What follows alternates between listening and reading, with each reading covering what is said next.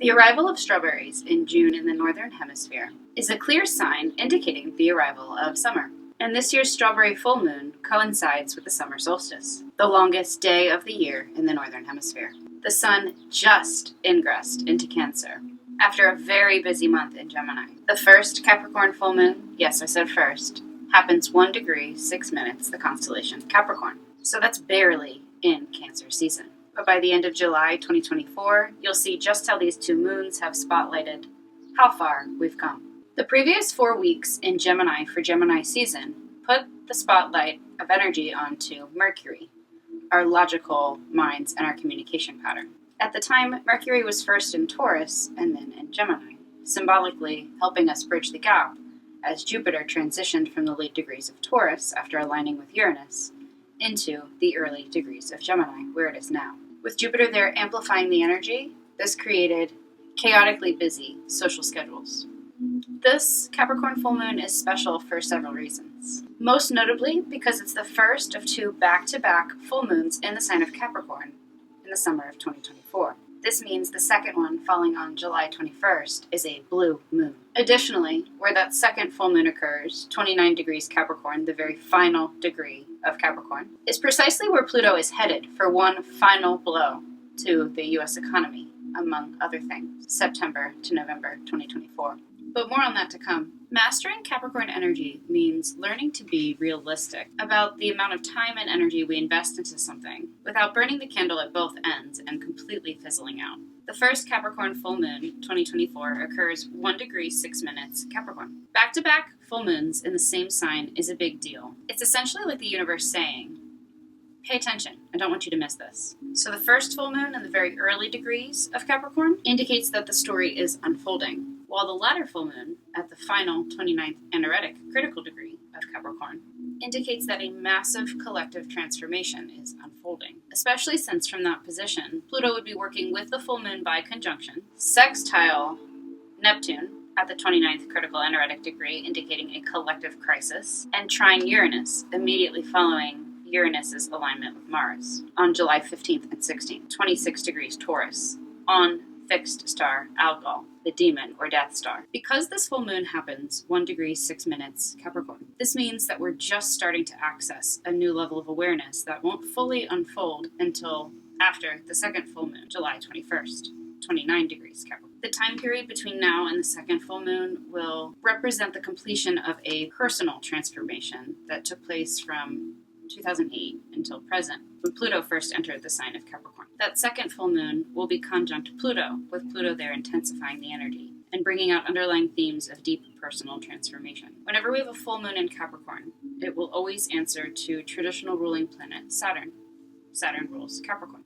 Saturn is also the only planet to change its motion to station retrograde in the month of June, so we'll pay careful attention to Saturn all month and into July 2024. Saturn is Chronos, all about time, restriction, karma, rules, and regulations, isolation, structures, and boundaries. Saturn and Capricorn are about mastery, yes, but first and foremost, they're about mastery of the self. And as the South Node travels through, at the time of the first Capricorn full moon, 12 degrees, to by the time of the second full moon, 10 degrees Libra, opposite the Aries North Node, which will travel from 12 to 0 degrees between now and January 2025, grounding down through our self-care and our self-discipline, Saturn, routines. Utilizing boundaries are going to become increasingly important, and this is while karmic interpersonal relationship patterns play out, helping us ultimately to shed patterns of codependency and people-pleasing, those toxic Libra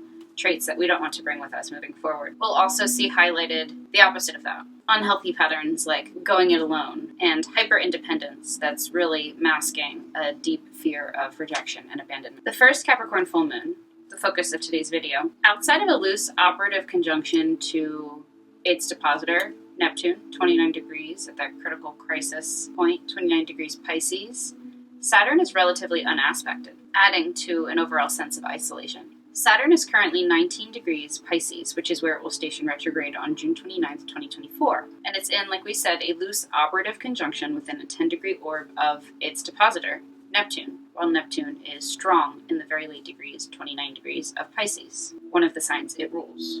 By the second Capricorn full moon on July 21st, Saturn will retrograde 19 degrees Pisces and will begin to pull away from this loose operative conjunction to Neptune, giving us just a taste of what's to come in 2025 and 2026 as the two planets travel together through the late degrees of Pisces and into the early degrees of Aries. This is about manifesting abundance by practicing gratitude, avoiding reviewing the past, as there can be some nostalgic traps, and instead focusing on looking toward the future and our long-term goals. Cancer is a cardinal water sign that initiates with its outstanding empathy and compassion, which is in stark contrast to Capricorn's energy, a cardinal earth sign known for its stoicism and work ethic. So we have a concentration of energy aligned in the first decan of Cancer, which is both ruled and sub-ruled by the moon. That would be the Sun, Venus, and Mercury. So an alignment of the Sun, our collective soul mission, the spotlight of energy for the upcoming next couple weeks. Cancer, our minds, our logical minds and communication, also in the sign of Cancer, and Venus, what we love and value, also in alignment. Answering to the moon bestows a deep sensitivity and receptivity.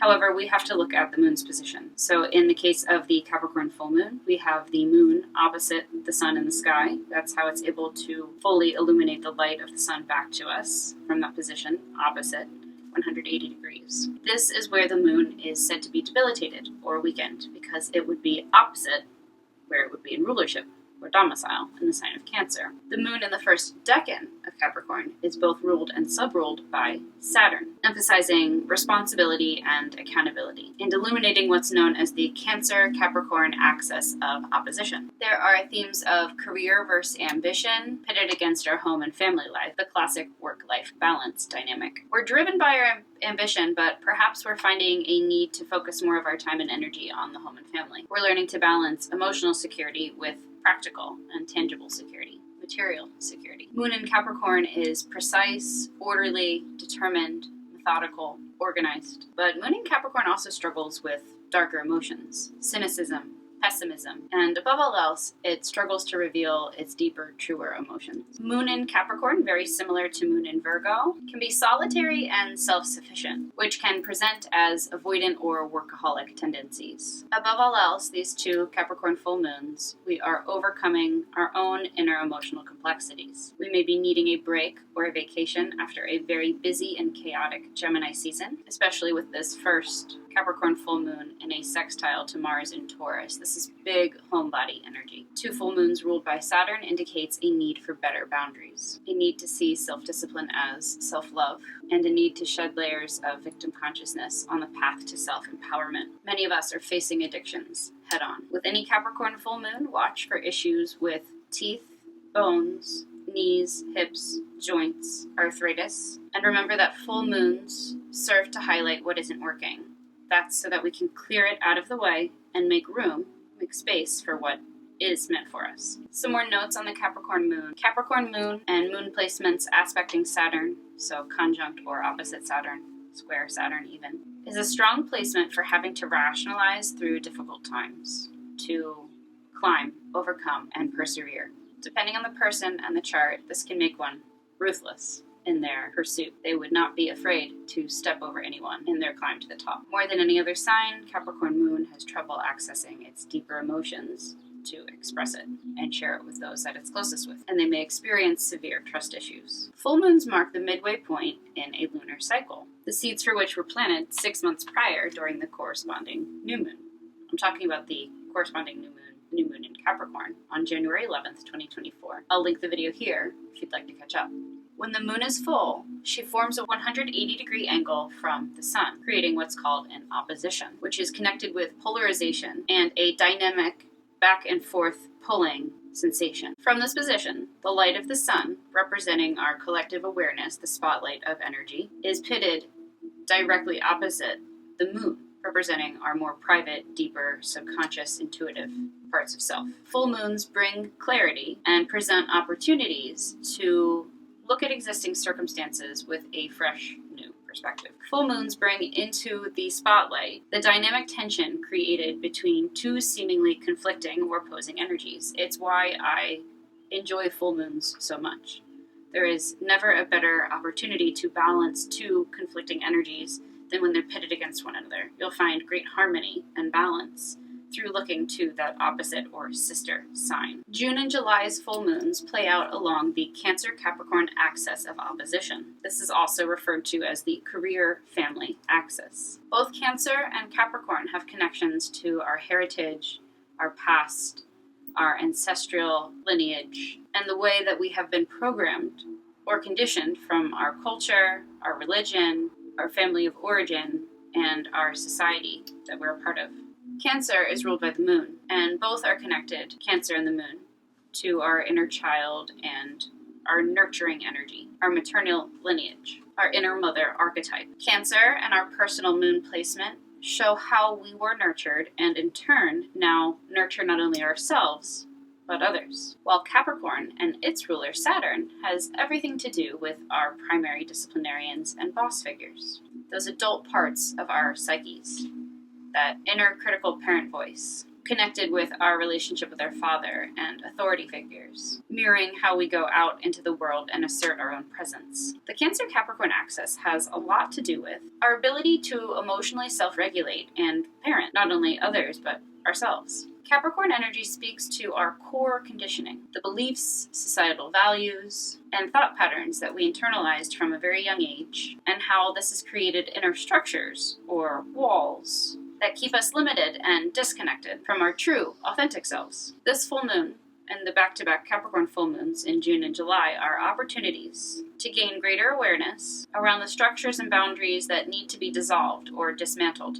The out-of-sign cross or square is the energy of timelines mixing, choosing to stay stuck or elevating yourself into a higher frequency or timeline. Do you take the red pill or the blue pill? And how do we exit the matrix? Moon opposite Sun, Mercury, and Venus. So we have the soul, the mind, and the heart aligned in the early degrees of Cancer, answering to a weakened, debilitated moon in Capricorn. And then we have Saturn and Neptune in conjunction opposite Black Moon Lilith, both of those 29 degrees Pisces and then 29 degrees Virgo. The soul, mind, and heart, all aligned in the early degrees of Cancer, focused on matters of home and family. So the Sun is ahead of Venus, following Cazimis between the Sun and Mercury and the Sun and Venus, where both planets had the opportunity to deliver messages to the Sun and get reborn after a period of reflection. So both the mind and the heart have spent some time reflecting and are now coming into clarity and understanding as we reach the end of something. Moon opposite Venus and Mercury, revealing deeper, hidden emotions, secrets coming up within our interpersonal relationships, perhaps even financial ones. This out-of-sign cross or square was first activated June 14th to 16th when the moon was traveling through the signs of Virgo. The moon activated Black Moon Lilith by conjunction opposite Saturn and Neptune, setting up the energies that we see under the first full moon on June 21st. Neptune from this position is working to dissolve unhealthy patterns of self-talk, which is what Black Moon Lilith through Virgo has been all about. These placements, what they all have in common is bridging the gap with cusp energy. We have Neptune on the cusp of Pisces and Aries. This will take some time, and it'll be impossible to ignore because when those outer planets change signs, it's something that we'll feel on a collective level, and we have multiple planets changing signs. We'll have Pluto, takes 2 years, so we're already among that, and then 2025, 2026, Saturn and Neptune together change signs as they travel through the late degrees of Pisces into the early degrees of Aries. We have the Sun barely in Cancer, bridging the gap between Gemini and Cancer energy, which is one of the most obvious differences and shifts, I'd say. Aries, Taurus, and then Gemini, Cancer are pretty stark in contrast to one another.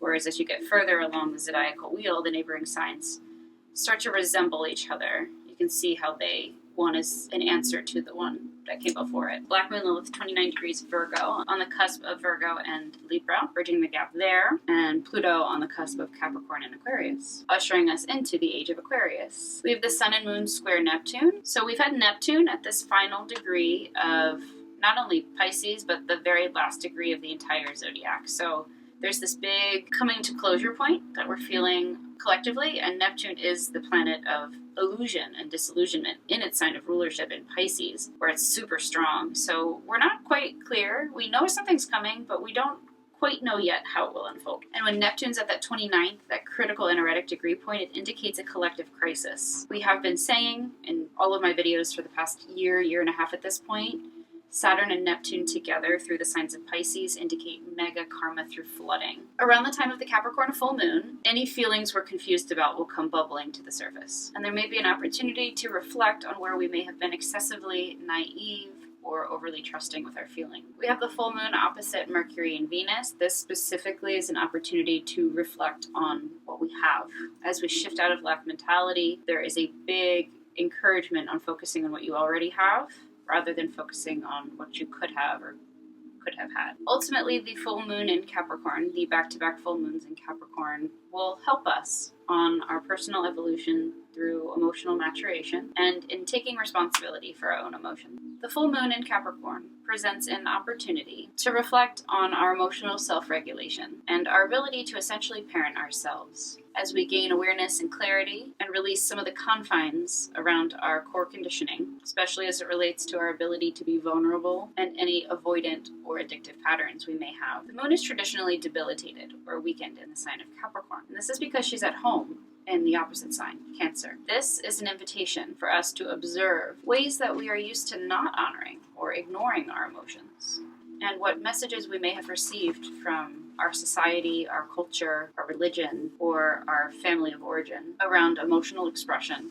emotional self-regulation, vulnerability, and weakness. People with their moon in Capricorn, they may find it difficult to deal with emotions. They tend to be trapped in cycles of pessimistic thought. They can be overly harsh on themselves, and when this is really imbalanced, it can be projected outward onto their loved ones. They may find themselves in a position where they're giving more than they're getting, and that can lead to resentment bubbling up. They are prone to worry and anxiety and have a hard time relaxing. Because they have incredibly high expectations for themselves and others, it can be difficult for them to feel satisfied. Above all else, they find it difficult to let go of resentment, anger, and control, which can manifest as adverse effects on their health. With back-to-back full moons in Capricorn, we'll have opportunities to face the many ways we repress our emotions, or feign being strong, when we're feeling quite the opposite. The back-to-back Capricorn full moons in June and July 2024 are opportunities to practice holding space for ourselves emotionally, while at the same time learning to take greater personal accountability for them and for our triggers as we learn to transmute them when they arise into self-empowerment, rather than projecting and placing the blame externally. Taking greater accountability for our emotions can also mean allowing them to exist in the first place. If we are used to running, hiding, avoiding, or suppressing our emotions, as many in the divine masculine collective are, our healing may involve allowing others to hold space for us emotionally as we process them, as we learn to transmute. Wherever you are in your emotional maturation, in your personal journey, you're invited to take this next step by recognizing what's out of balance, what isn't working, and moving toward the opposite end of the spectrum as you return to center, find balance, and restore harmony.